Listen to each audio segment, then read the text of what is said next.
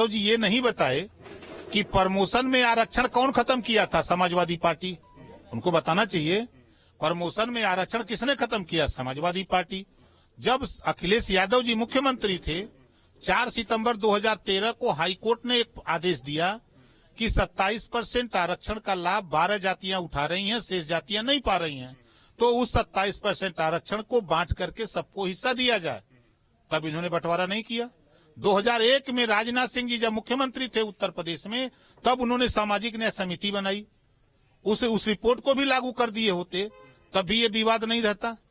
फिर ये सरकार 4 साल 5 साल चलाए, 5 साल में कितना आरा कर्कबंसी बंजारा बहेलिया खंगार कश्यप बिंद केवट मल्ला राजभर पाल गुड़िया को कितना हिस्सा दिया, कितना सिपाही बनाया है? ही कोई सबूत कोई है?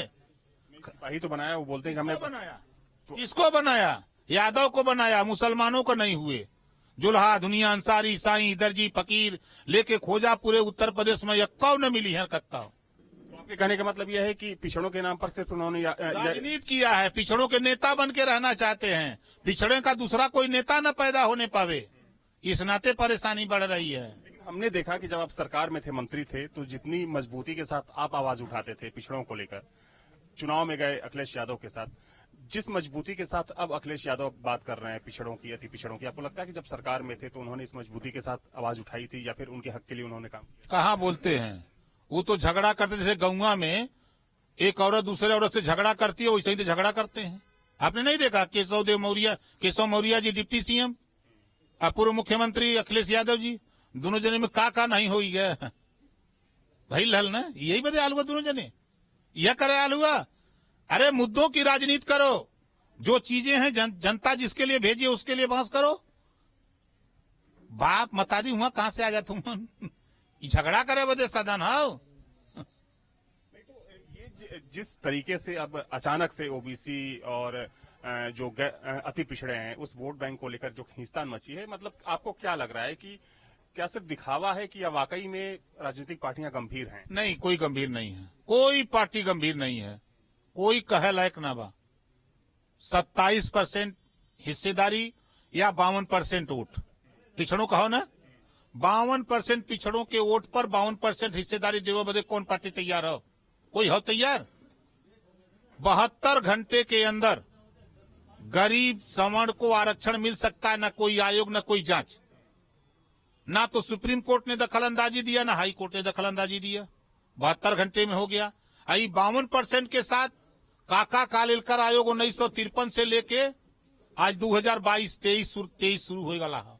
2022 इतना आयोग पर आयोग, रोहिणी आयोग, तो काका कालेलकर आयोग, तो मंडल आयोग, तो ये राघवेंद्र सिंह आयोग, तो हुकुम सिंह आयोग, कुल आयोग बना था, लेकिन ये पिछड़े के न्याय ना मिला था। एक सवाल आपसे ये है कि सरकार तो बोल चुकी है कि हम निकाय चुनाव में ओबीसी रिजर्वेशन लागू करके रहेंगे, जरूरत पड़ी तो सुप्रीम कोर्ट भी चले जाएंगे, तो फिर हाय तौबा क्यों मची हुई है? वोट के लेके कि वोट कहाँ जा न गड़बड़ा न जा हमारा, चाहे सब वोटे बदे परेशान है। ओम प्रकाश राजभर ये बदे परेशान है कि जमुन हम सदन में रहली, मंत्री रहली तबो बोलत रहली, विधायक रहली तबो बोलत है, विधायक हई तबो बोलत है, और बराबर हम बोलत है। हाँ ऐसा बात ना, हम हमेशा हिस्से की लड़ाई लड़ते हैं, हम हक की बात करते हैं कि जो वंचित समाज है उसको हिस्सेदारी मिले, शिक्षा स्वास्थ्य रोजगार नौकरी उसको मिले, हम बराबर लड़ते हैं। आखिरी सवाल, भारत जोड़ो यात्रा में क्या शामिल होने आप भी जा रहे हैं? क्योंकि कांग्रेस पार्टी सभी विपक्षी पार्टी के नेताओं को बुला रही है। के माननीय सलमान खुर्शीद जी का फोन आया था, हमने उनसे कहा कि 31 तारीख को मीटिंग करेंगे, अपने नेताओं से बात करेंगे तब बताएंगे भैया। तो मेरे साथ है सुभाषपा के राष्ट्रीय अध्यक्ष ओम प्रकाश राजभर, जिनका साफ तौर पर कहना है कि ओबीसी वोट बैंक को लेकर इस वक्त खींचतान सिर्फ उनके वोटों को लेकर मची है, ना कि कोई पार्टी उनके हकों के लिए गंभीर है। वीडियो जर्नलिस्ट सूफी खान के साथ Avinash Singh, news nation, Lucknow. OP Rajbhar का ये बयान सुना। एक्सक्लूसिव बातचीत में आरक्षण को लेकर अखिलेश यादव पर निशाना साधा। कहा पिछड़ा न्याय समिति का गठन किया गया था राजनाथ सिंह की सरकार में, लेकिन अखिलेश यादव ने पिछड़ों के आरक्षण को लेकर कोई फैसला नहीं किया, सिर्फ यादवों को नौकरियां दी। अपनी सरकार के रहते हुए ये भी एक बड़ा हमला बोला। सवाल उनसे पूछा गया कि आखिर इतनी परेशानी, इतना है तौबा क्यों मचा हुआ है आरक्षण के मुद्दे पर। उनका जवाब ये था कि ये सब वोट बैंक के लिए है। एक अहम सवाल, क्या ओपी राजभर भारत जोड़ो यात्रा में शामिल होंगे कांग्रेस के साथ? इस पर उन्होंने कहा कि 31 तारीख को बैठक होगी। खुर्शीद साहब का फोन आया था, तब फैसला लेंगे भारत जोड़ो यात्रा में शामिल होना है या नहीं।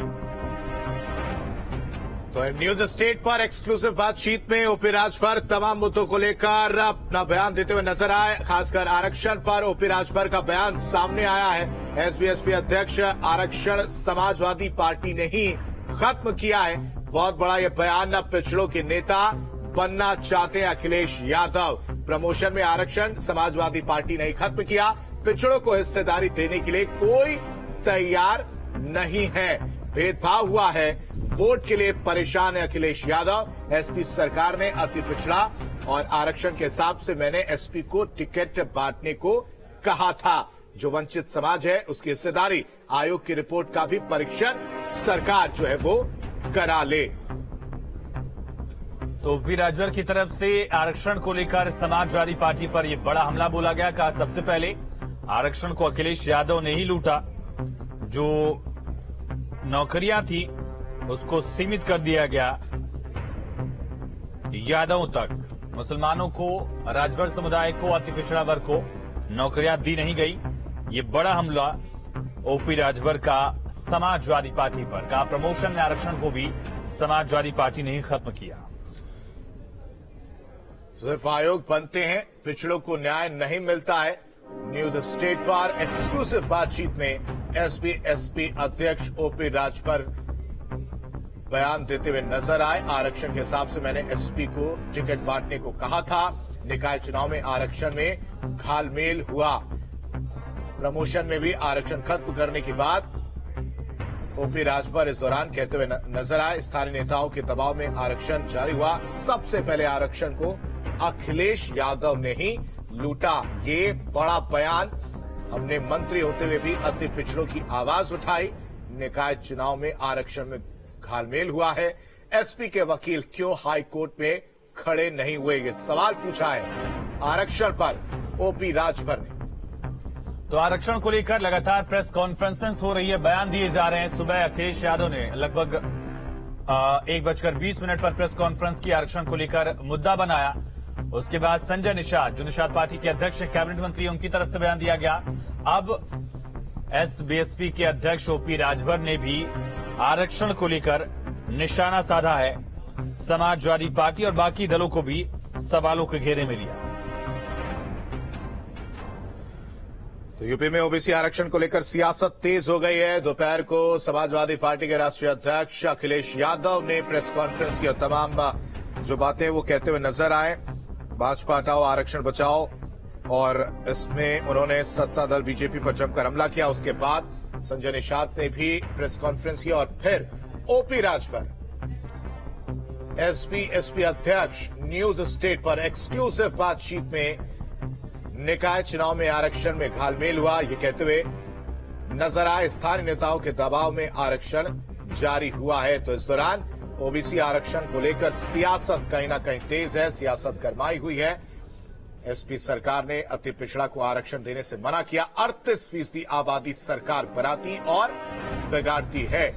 झगड़ा करने की बजाय मुद्दों की राजनीति करिए। आरक्षण के हिसाब से मैंने एसपी को टिकट बांटने को कहा था, लेकिन ऐसा नहीं हुआ। निकाय चुनाव में आरक्षण में घालमेल हुआ है। तो एक बड़ा आरोप सीधा करेंगे अविनाश का। अविनाश, लगातार आरक्षण के मुद्दे पर सियासत गरमाती जा रही है। ओपी राजभर ने समाजवादी पार्टी पर भी हमला बोला है।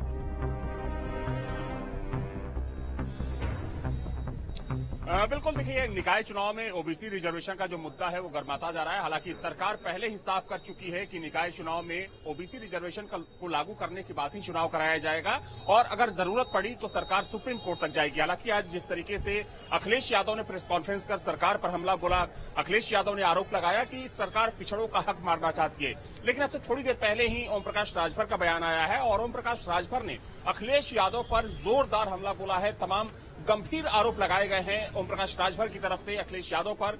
ओम प्रकाश राजभर ने यहां तक कहा कि जब वो चुनाव में अखिलेश यादव के साथ थे तो उन्होंने रिजर्वेशन के आधार पर पिछड़ों का हक दिलाने के लिए उन्होंने कहा कि उसी हिसाब से टिकट का बंटवारा किया जाए, लेकिन तब अखिलेश यादव ने उसकी अनदेखी की।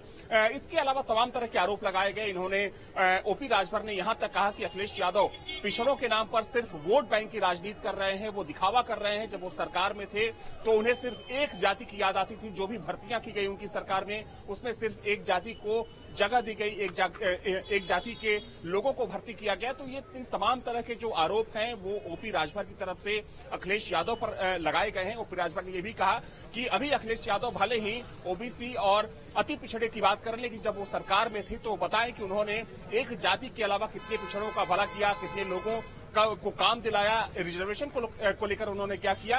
और ओपी राजभर का यह भी कहना था कि जब प्रमोशन में आरक्षण की बात आई तो सबसे पहले विरोध अखिलेश यादव ने किया था, उनकी सरकार ने किया था।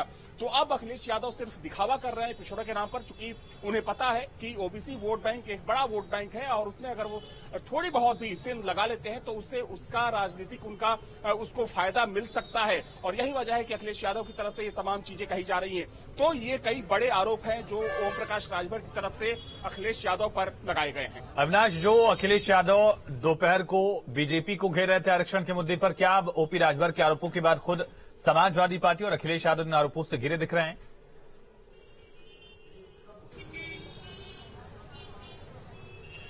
बिल्कुल, देखिए ओपी राजभर की तरफ से जो आरोप लगाए गए हैं अखिलेश यादव पर वो बेहद गंभीर आरोप हैं, क्योंकि सीधे तौर पर अखिलेश यादव की मंशा पर सवाल उठाया है ओपी राजभर ने। और देखिए ओपी राजभर की बातें इसलिए भी महत्वपूर्ण हो जाती हैं क्योंकि ओबीसी वोट बैंक को एक करने के लिए ही दोनों नेता बीते विधानसभा चुनाव में एक साथ चुनावी मंच पर दिखाई दिए थे। ओपी राजभर ने साथ मिलकर चुनाव लड़ा था और ये भी कहा गया, जो सियासी जानकार है उनका ये मानना है कि अगर ओपी राजभर अखिलेश यादव या समाजवादी पार्टी के साथ नहीं होते तो पूर्वांचल में जो परफॉर्मेंस रहा समाजवादी पार्टी का, शायद वो परफॉर्मेंस नहीं होता, समाजवादी पार्टी को उतनी सीटें नहीं मिल पाई होती।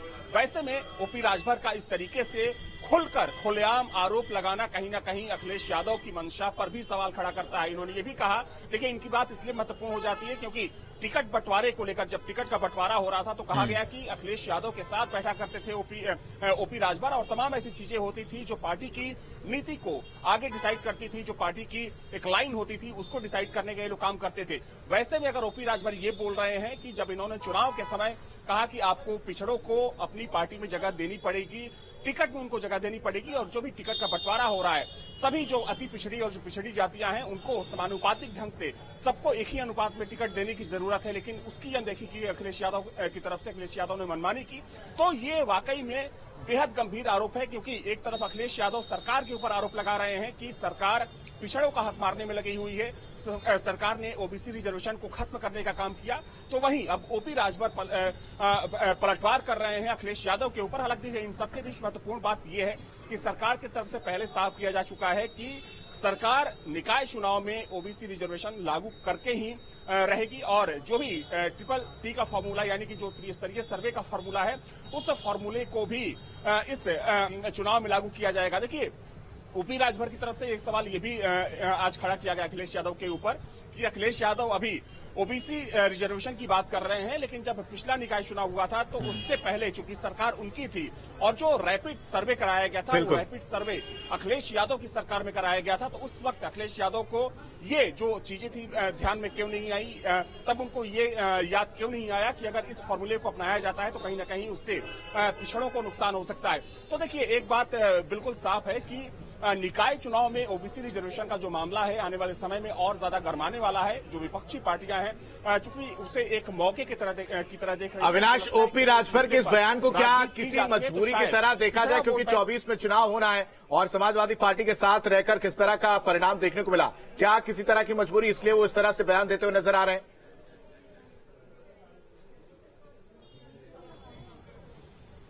देखिए, राजनीति में नफे नुकसान की बात हमेशा होती रहती है और कोई राजनेता जब कोई बात बोलता है तो उसके पीछे उसका और उसकी पार्टी का फायदा होता है। और हर किसी को, चाहे हम भाजपा की बात करें, सपा की बात करें या फिर ओपी राजभर की पार्टी की बात करें, सभी पार्टियां अपने जनाधार को बढ़ाने की कोशिश करती हैं और उसी लिहाज से इनका एक अपना खास वोट बैंक होता है। जैसे अगर हम ओपी राजभर की बात करें तो ओपी राजभर ओबीसी और दलित समाज को साथ लेकर चलने की बात करते हैं और पिछले चुनाव में भी देखा गया कि इसी वोट बैंक के सहारे जो इनके विधायक थे वो चुनकर आए।